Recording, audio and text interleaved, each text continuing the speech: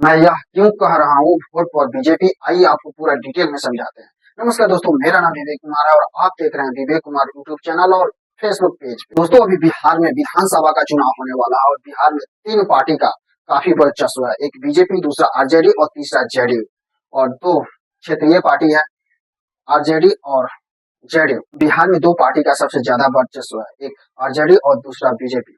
RJD का नेता है तेजस्वी यादव और बीजेपी का नेता है नरेंद्र मोदी। अभी बिहार में चीफ मिनिस्टर का चेहरा बीजेपी और जेडीयू की तरफ से नीतीश कुमार है और आरजेडी की तरफ से तेजस्वी यादव है। नीतीश कुमार और लालू यादव काफी अच्छे नेता रहे। लालू यादव तो अभी रिटायर कर चुके हैं। लालू यादव कुछ ऐसे काम किए हैं जो काफी सराहनीय है।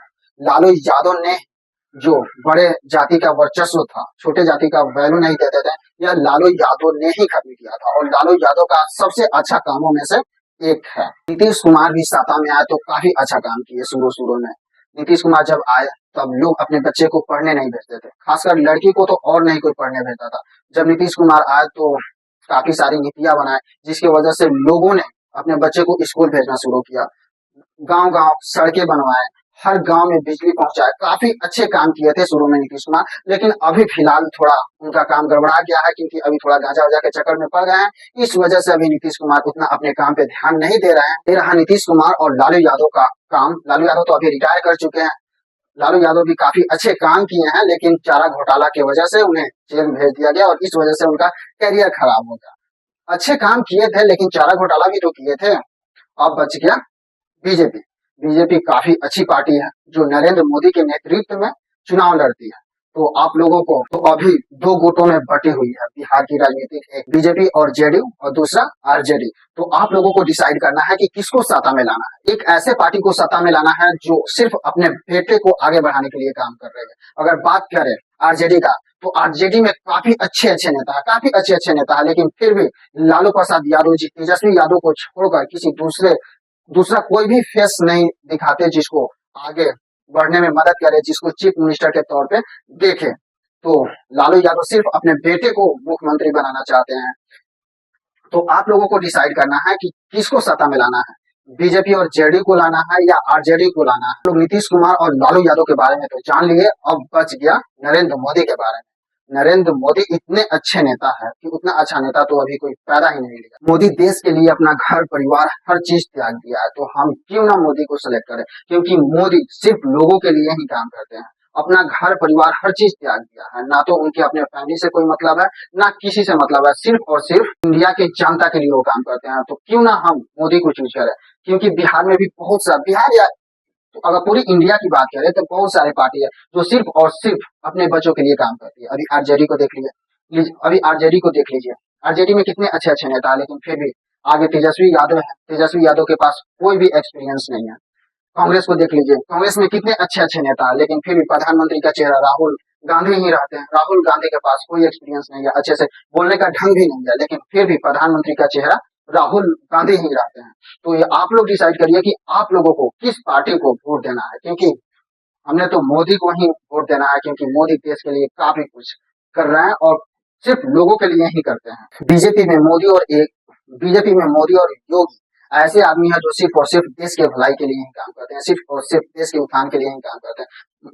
योगी तो फिलहाल अब बिहार में उसका कोई लेना देना नहीं है, लेकिन दोनों बीजेपी में है। बीजेपी देश के लिए काफी अच्छे काम करती है और हम लोग हिंदू हैं, तो हिंदू के उत्थान के लिए बीजेपी सरकार काफी अच्छी काम करती है। बाकी जितने भी पार्टी है सब और सब सिर्फ मुस्लिम परिवारों के उत्थान के लिए ही काम करते हैं।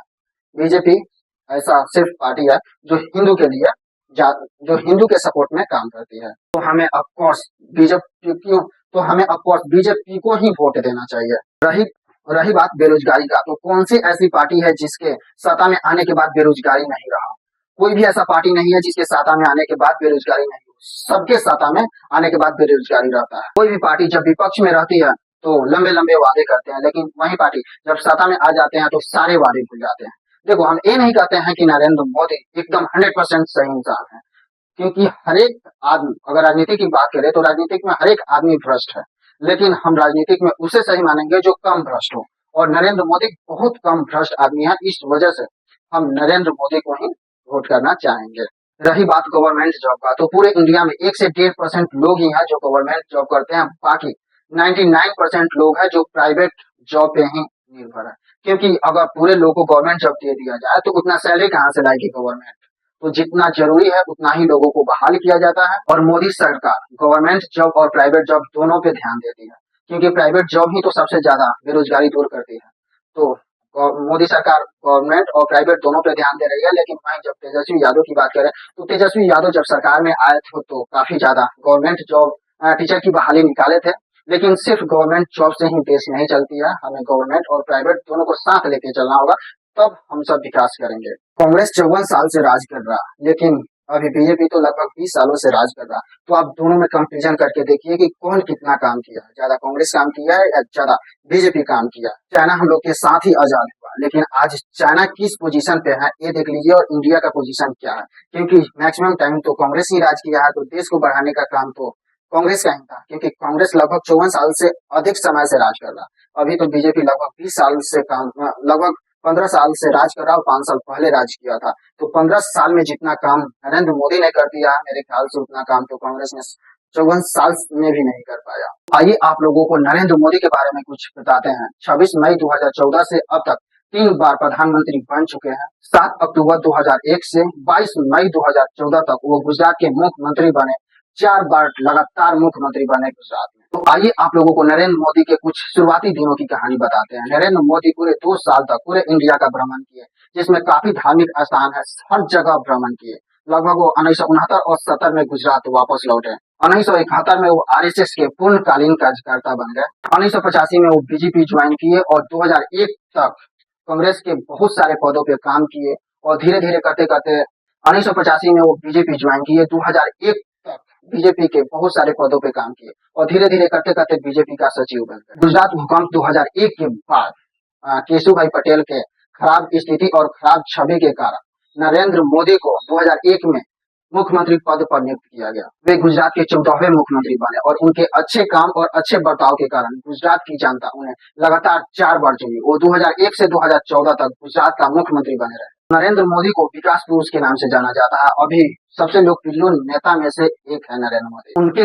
नरेंद्र मोदी के नेतृत्व में भारत की प्रमुख विपक्षी पार्टी भारतीय जनता पार्टी 2014 में भव्य जीत हासिल की, जिसमें वह 282 सीटों प्राप्त की, जिसमें वह 282 सीटों पर जीत की पूर्ण बहुमत के साथ सरकार बनाई और नरेंद्र मोदी प्रधानमंत्री बन गए। उसके बाद लगातार 3 बार प्रधानमंत्री चुने जा चुके हैं नरेंद्र मोदी।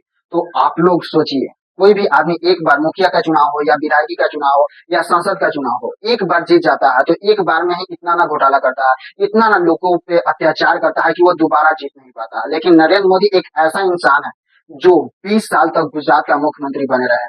उसके बाद लगभग 15वां साल है प्रधानमंत्री का। तो आप लोग बताइए कि नरेंद्र मोदी कितना अच्छे नेता है कि लोग उन्हें बार बार चुन रही है। अगर नरेंद्र मोदी अच्छे नेता नहीं होते, लोगों के लिए काम नहीं करते, तो क्या गुजरात के लोगों ने 4 बार उन्हें मुख्यमंत्री बनाया होता? क्योंकि एक बार जो पार्टी सत्ता में आ जाती है दोबारा सत्ता में नहीं आती है, लेकिन ये 4 बार गुजरात में मुख्यमंत्री बने हैं और लगभग 3 बार बन चुके हैं प्रधानमंत्री। तो काम किए हैं तभी तो लोग इनको बार बार चुन रही है। तो आप लोग डिसाइड कीजिए कि आप लोगों को किस पार्टी को वोट देना है, किस इंसान को बिहार का मुख्यमंत्री बनाना है, क्योंकि इस पे ही डिपेंड करता है कि बिहार की भविष्य क्या है। क्योंकि बिहार का भविष्य वैसे भी बहुत अंधकार में जा रहा है। अगर लोग फुल बहुमत के साथ बीजेपी की सरकार बना दी तब तो बीजेपी बिहार के लिए भी काफी कुछ करेगी, वरना अगर फिर गठबंधन की सरकार बनेगी तो जैसा पहले चल रहा था वैसे ही सेम अभी भी चलेगा। तो आप लोग डिसाइड कीजिए और बताइए कि आप लोगों को यह वीडियो कैसा लगा। अगर चैनल पर नया है तो चैनल को सब्सक्राइब जरूर कर लीजिएगा।